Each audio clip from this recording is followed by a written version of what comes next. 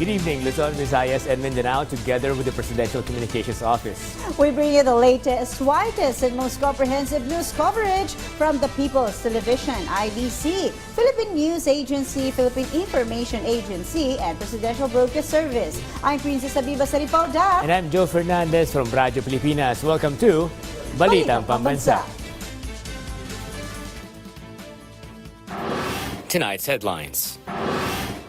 215 lower house lawmakers vote in favor of the decision to impeach Vice President Sara Duterte and elevate the case to the Senate. The Senate, upon receiving the impeachment case from the lower house against Vice President Sara Duterte, is duty-bound to form an impeachment court that will pass judgment on the second highest official of the land. Newly appointed PhilHealth President and CEO Dr. Edwin Mercado reveals his plans for the agency to be able to provide better services to Filipinos. The Department of Agriculture, or DA, lowers the MSRP of broken imported rice to 55 pesos to help ease food price inflation. The Senate has received the impeachment complaint from the House of Representatives against Vice President Sara Duterte. This means that the second highest government official will possibly face an impeachment trial. PTV's Daniel Malastas has more. The impeachment complaint filed against Vice President Sara Duterte has finally reached the Senate, as the articles of impeachment has been formally received by the Senate Secretary. House Secretary General Reginald Velasco turned over the articles of impeachment along with the list of representatives who signed the impeachment and the list of prosecutors. Depende na po sa Senado yun. We will respect whatever decision they have. Pero yun po, it's their constitutional duty to act on this. Pwede naman silang mag-convene ng court even during the break, no? Because this is a non-legislative function of the Senate. However, the Senate, during its last session day before the election break, did not tackle the impeachment. Right now, there are several options still being floated. Some senators say that they cannot predict what would happen, but they will surely perform their mandate. Lahat ng gagawin namin, even the declaration of the senators sitting as an impeachment court, kailangan ng plenary action. Again, it is the plenary action that would give us the go signal na we can, parang di ba pagka nagbe-break tayo, kahit committee hearings lang, kailangan banggitin mo doon sa plenaryo na ito ay ino-authorize ng bawat miyembro ng Senado. Now, without the manifestation on the floor, can the Senate still meet or convene as an impeachment court? For Senate Minority Leader Coco Pimentel, majority naman kami dito rule of the majority. So, kung mag-meeting ang mga senators, the will of the majority will be followed. So, depende kay Senate President yan, how he wants to handle. Yun lang yung difficulty dyan. Siguro ang referral to ang announcement to the body that we are in receipt of a impeachment complaint should be done during the legislative plenary. Tandaan nyo, mga rules pwedeng ma-waive, ba? Basta't let's say, baka to be safer, 100% consent. Right now, the Senate President has yet to comment on the recent developments regarding the impeachment process. From PTV Manila, Daniel Malastas, Balitang Pambansa. For the first time in Philippine history, a sitting vice president has been impeached by those of representatives. This comes after the lower house moved to impeach the VP, with 215 lawmakers voting in favor of the decision. PTV's Mela Lesmoras has the details. Isinulong natin ang interes ng sambayanan, lumaban sa mga puwersa ng kadiliman, hindi umatras sa kampon ng kasamaan. Ours is a Congress that does not shy away from its responsibility to our people. We are not here to protect the powerful. We are here to serve the people, to stand for what is just, and to ensure that no one is beyond the reach of the law.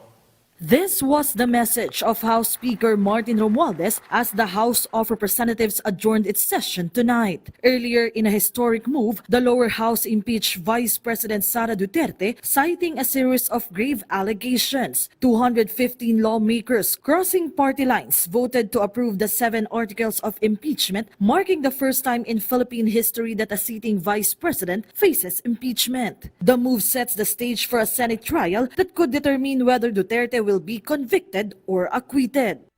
There is a motion to direct the Secretary General to immediately endorse to the Senate the impeachment complaint, having been filed by more than 1/3 of the membership of the House, or a total of 215 members.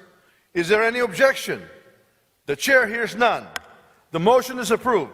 The Secretary General is so directed. The session is suspended.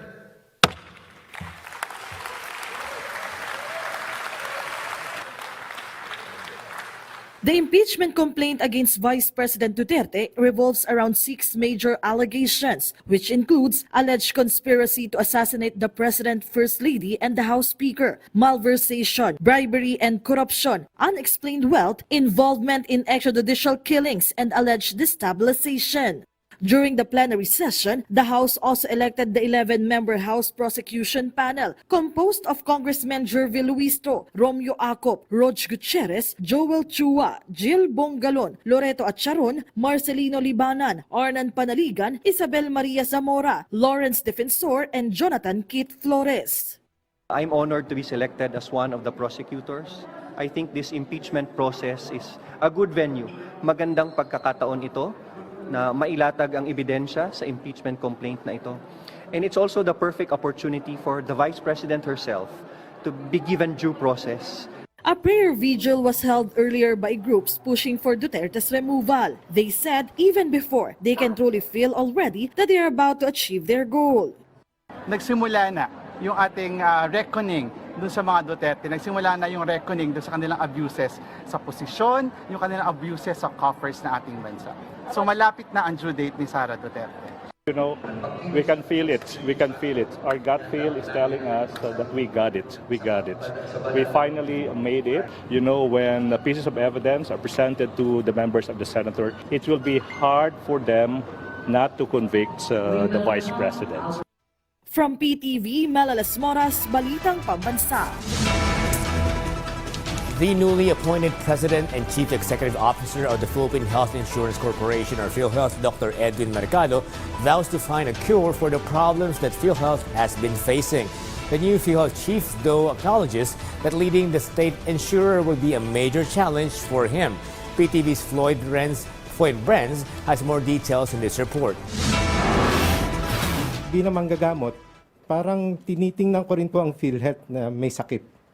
At inaalam ko rin po ano yung lunas. To address the issues facing the Philippine Health Insurance Corporation, or PhilHealth, newly appointed President and CEO Dr. Edwin Mercado plans to reform the agency's financial system. This includes reviewing expenses, identifying wasted funds, and ensuring proper allocation to improve efficiency and implement necessary reforms. Mercado will also push for digitalization to streamline the review and approval of claims from healthcare facilities. This will help detect possible fraud, ensure proper fund utilization, and improve services.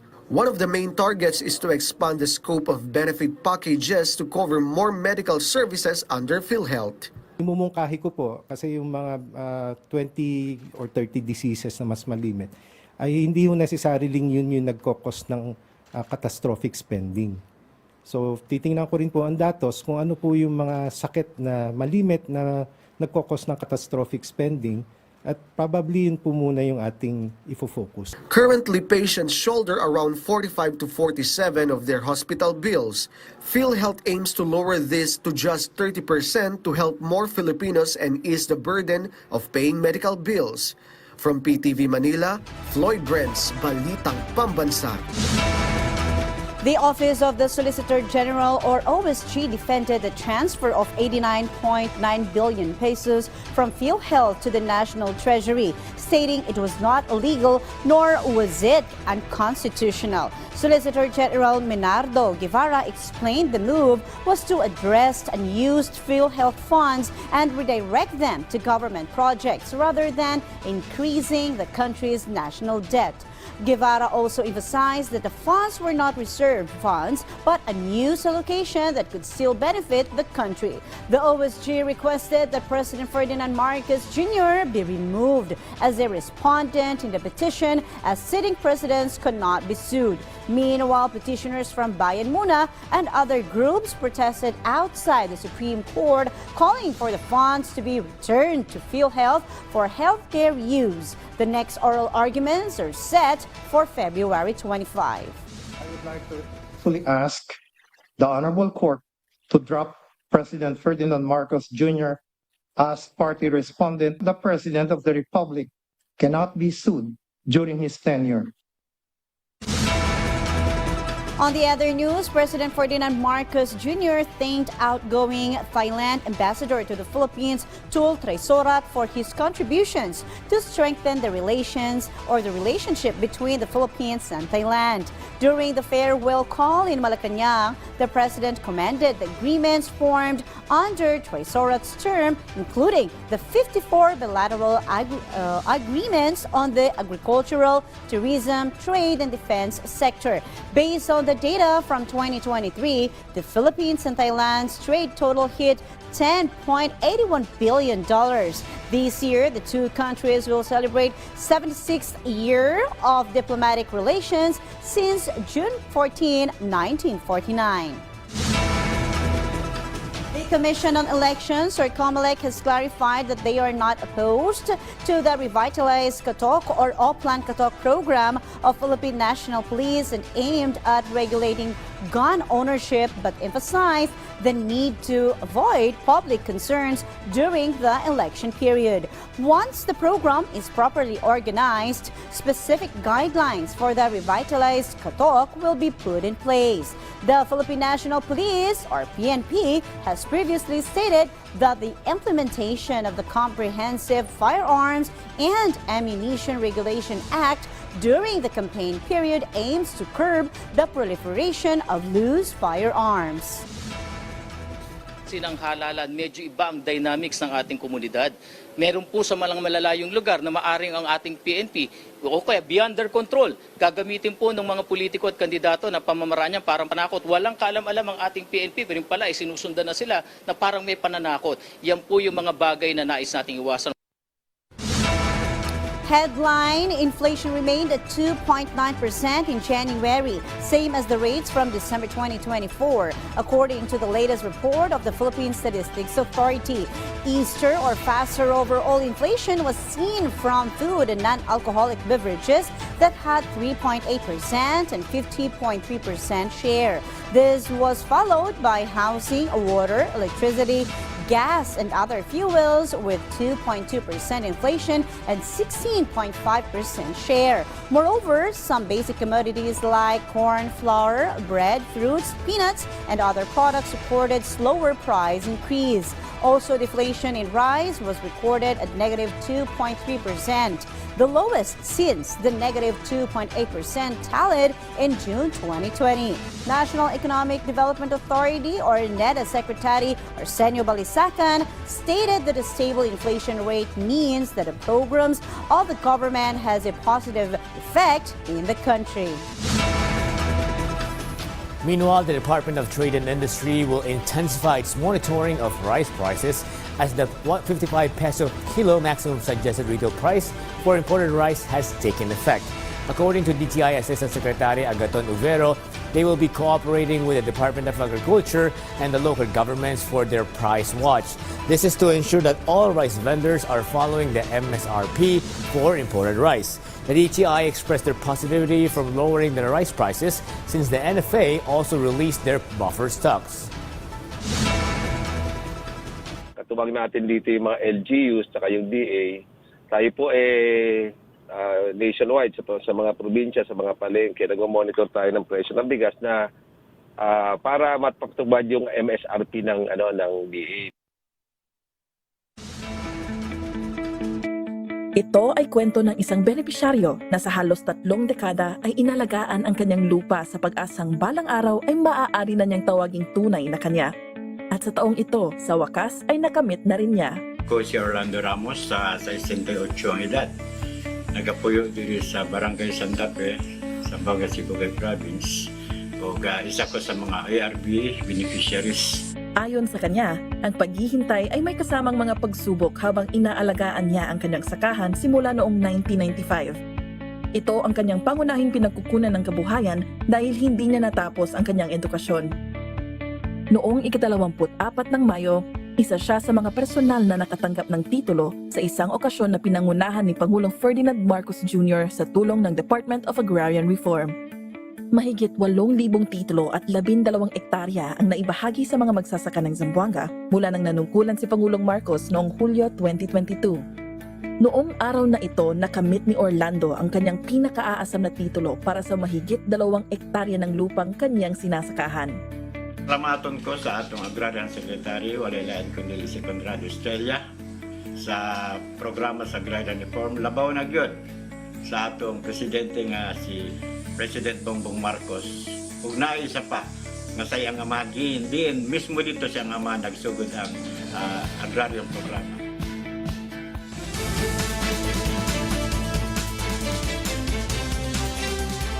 And we are back. The Department of Budget and Management, or DBM, has approved the Implementing Rules and Regulations, or IRR, of Republic Act 12009, the New Government Procurement Act, or NGPA. The IRR will guide the modernization of procurement systems in government agencies, aiming to improve value for money, efficiency, and service quality through modern technology. DBM Secretary Amena Pangandaman highlighted the importance of these reforms in ensuring high standards of public service. Officials from various government departments, including DPWH, DND, and DepEd, attended the meeting to discuss the new regulations. The Department of Agriculture, or DA, has started the implementation of the new maximum suggested retail price, or MSRP, for imported rice nationwide. According to the department, the MSRP will be reduced to 55 pesos per kilogram from the current 58 pesos per kilogram. This initiative aims to make rice more affordable for consumers. DA also stated that the agency plans to further reduce the MSRP in the coming weeks after the periodic review. Meanwhile, the Rice for All program of Kadiwa ng Pangulo is also available at some public markets and train stations for only 29 pesos to 38 pesos per kilo, depending on the class. On the other hand, the National Food Authority, or NFA, has released the NFA rice and reduced the price from 35 pesos to 33 pesos per kilo. Yan by February 5 to 55, by February 15 to 52, at by March 1, dapat ang pinakamataas na imported rice sa palengke ay dapat nasa 49 pesos na lamang. Something to look forward to. The 5,000 rows installation in Valencia Negros Oriental is starting to attract more and more tourists. Roy Lumotan of Philippine Information Agency Negros Oriental tells us more. Tourists are starting to flock to the 5,000 rows installation at the Valencia Ridge in Valencia Negros Oriental. The 30-minute trip from Dumaguete City is worth the while because of the captivating view of the mountains and cool spots in the park for pictorials. This tourist attraction was established so that people have a place to go to unwind and marvel at the natural beauty of Valencia. Ang pinaka main attraction nato totally kining mga roses nato nga 5,000 kining natural nga makita nato sa palibot.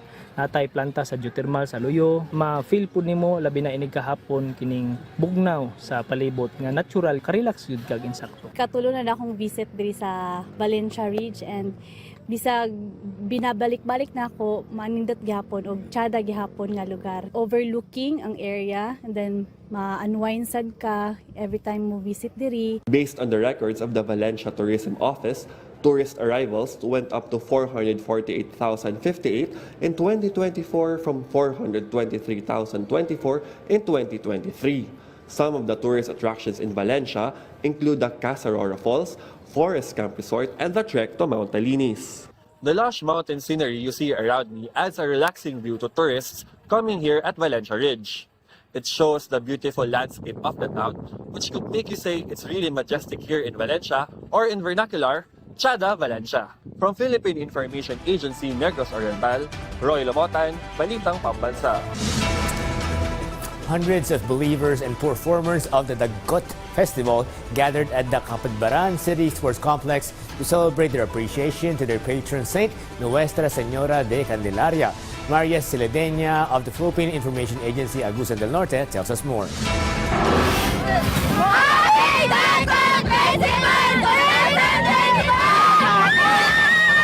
Hundreds of believers and performers of the four contingents in the street dancing and showdown competition of Dagkot Festival gathered at the Kapitbaran City Sports Complex to celebrate the annual Dagkot Festival, a feat of gratitude through music, dance, and the traditional Dagkot or candlelighting. The Dagkot Festival, more than a religious celebration, is an expression of devotion and appreciation of the patron saint of the city, Our Lady of Candle or Nuestra Señora de Candelaria. Indeed, the culture is alive and the devotees strongly believe that the city of Kapitbaran will have a bright future ahead. The festival also brought good economy to the city as a variety of goods and products were displayed on the streets and sold to the locals, tourists, and travelers. May gwapog kayo lang pagdala, dili lagi magkorkat, tidaghanan yung tao basta magabi eh. The Dagkot Festival is said to be the largest and most intense candlelighting celebration in the Caraga region. Each candlelight symbolizes success that comes from faith, unity, and culture of the place. With Nora Lanuza Molde, Marish Saladanya of the Philippine Information Agency Caraga for the Balitang Pambansa. A group of 37 fishermen stranded in Balabac, Palawan after their boat capsized were safely rescued and returned to San Jose Occidental, Mindoro, thanks to the swift response of the Philippine Coast Guard. The fishermen expressed their gratitude for the timely assistance they received during their ordeal. Dayan Francis Gurimbalim from the Philippine Information Agency Mimaropa tells us more. Rescued fisherfolk expressed their gratitude to the Philippine Coast Guard as they were able to safely return to their homes in the municipality of San Jose, Occidental Mindoro after running afoul a reef in Balabac, Palawan on January 29. According to Restituto Comendador Jr., captain of the MV Andre Sara, their fishing boat capsized in Onok Island in Balabac due to harsh weather, causing them to be stranded in the area. Fortunately, there is a detachment unit of PCG on the said island to whom they called for help. So yun po ang nangyari. Butit mabilis naman yung rescue ng ng Coast Guard doon. At saka talagang tulong ang hiningi namin. There were 37 fisherfolk who were aboard the fishing vessel. 32 of them were ferried by the DAB4 ships back to San Jose on February 2. According to Comendador, 5 of them chose to stay in Balabac to look after what remained of their fishing gear and equipment after their boat was crushed by the waves. Doon po sa PCG ng Balabac, maraming salamat po, lalong-lalo na sa detachment commander. Napakabait po nila at appreciate po namin yung accomodate na ibinigay niyo po sa amin, sir. The Bureau will also facilitate the coordination with other government agencies such as DSWD and DOLE to provide additional help for the fisherfolk. From Philippine Information Agency, Mimaropa, Dayan Francis Gorembalem for Balitang Pambansa.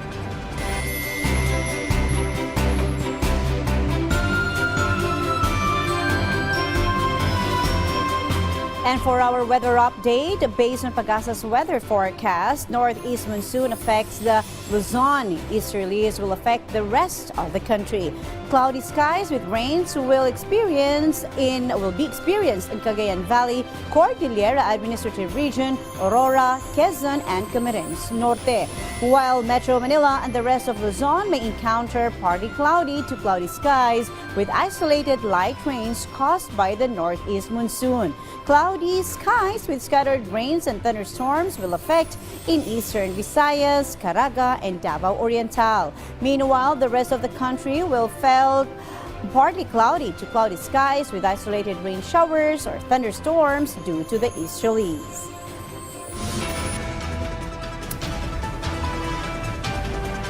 And that concludes our rundown of the latest, widest, and most comprehensive news and information from all across the nation. From Radyo Pilipinas, I'm Joe Fernandez. This is your trusted news source, always ready to inform and serve the Filipino people. Catch Balitang Pambansa again tomorrow at 7 a.m., 12 noon, 6 p.m. and 9:30 p.m. for more updates and developments. From Radyo Pilipinas, I'm Princess Habiba Saripaudak, and this is Balitang Pambansa.